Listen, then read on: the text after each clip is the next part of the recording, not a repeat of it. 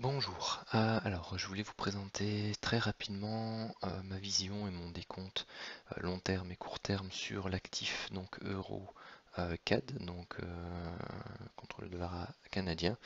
Donc voici le graphique ici en hebdomadaire. Alors, si je reprends depuis 2008, eh bien on a eu une baisse ici en 5 temps euh, que vous pouvez voir ici. Et on est en train de corriger cette baisse par une séquence haussière qui pour moi se traduit ici par une première impulsion, donc une vague A, sa correction, une vague B, et la vague C actuelle, donc qui serait une diagonale de terminaison de correction qui se décompose à chaque fois en trois temps.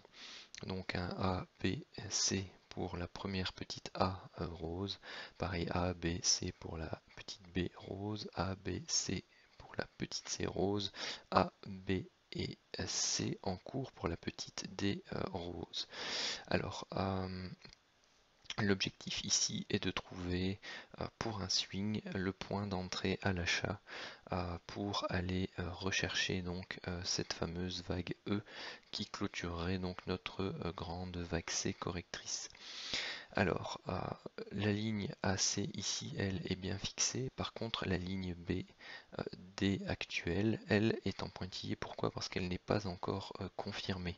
Donc, le fait que ce point bas-ci soit considéré comme la fin de la vague D n'est pas encore confirmé et ça se verra sur le décompte des unités de temps inférieures. Donc, cette diagonale-ci sera à rectifier en fonction d'une dernière jambe baissière une dernière jambe baissière à venir. Et pourquoi pas autour des 1,43 à 1,44 en fonction des différents niveaux qui se présentent à nous. Hop, je passe en journalier. Alors voici le décompte intermédiaire que j'ai en journalier. Donc ici on a eu une diagonale d'initialisation pour la vague A, on a une correction ici soit en 3 temps pour la B et on travaille la vague C, ou soit on a un triangle ici donc pour la vague B et la fin de la vague B se situe ici sur ce point là et donc on travaille actuellement donc la vague C. Alors dans cette vague C, eh bien, vous voyez qu'on a eu une première séquence baissière, donc une première impulsion vague 1, une correction ici en A, B et C pour la vague 2.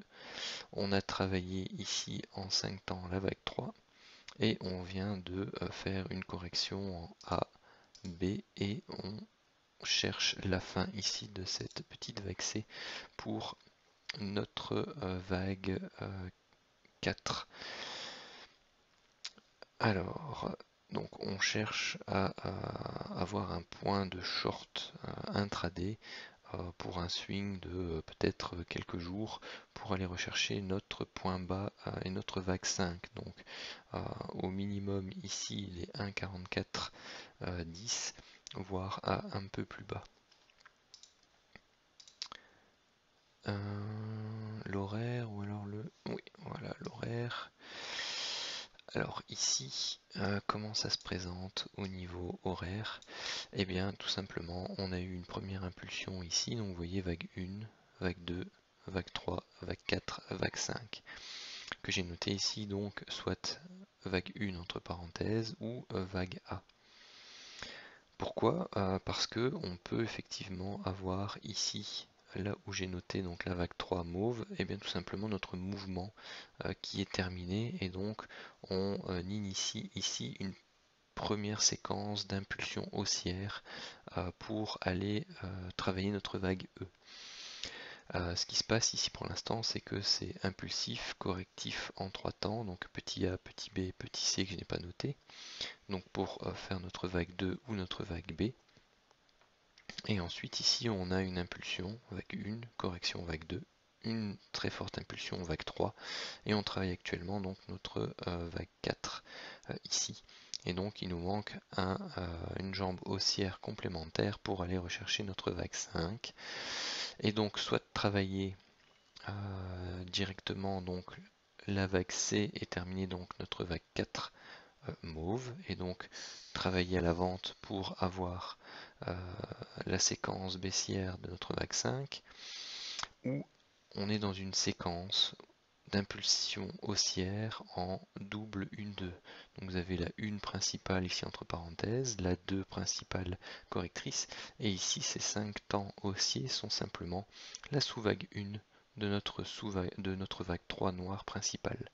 Et donc on doit s'attendre également ici à avoir une correction moins profonde, hein, donc plus ou moins entre de manière classique entre les 38,2 et 61,8% de retracement Fibonacci de cette impulsion haussière-ci. Et à ce moment-là, si c'est le cas, si on voit que la correction prend une forme, une structure plutôt en 3 temps, que l'on a une réaction haussière, et bien là il faudra rentrer, enfin mon plan pardon, serait de rentrer en position acheteuse quelque part autour des 1,45, 80, 46 dans un premier temps, et éventuellement 1,45, 20, 1,45, 40 comme seconde zone.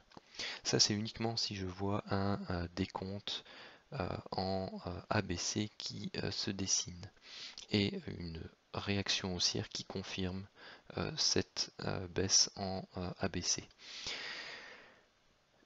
Je vais essayer de rentrer donc à la vente sur les niveaux de fin de la vague 5 en fonction donc des structures de prix qui vont se décomposer en horaire pour jouer donc une baisse.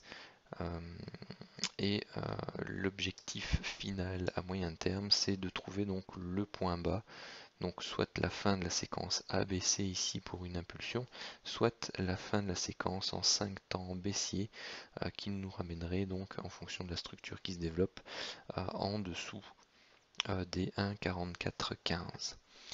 Donc ça c'est mon plan. Dans un premier temps, rechercher un petit short pour viser soit la correction en ABC ici ou la correction en 5 temps.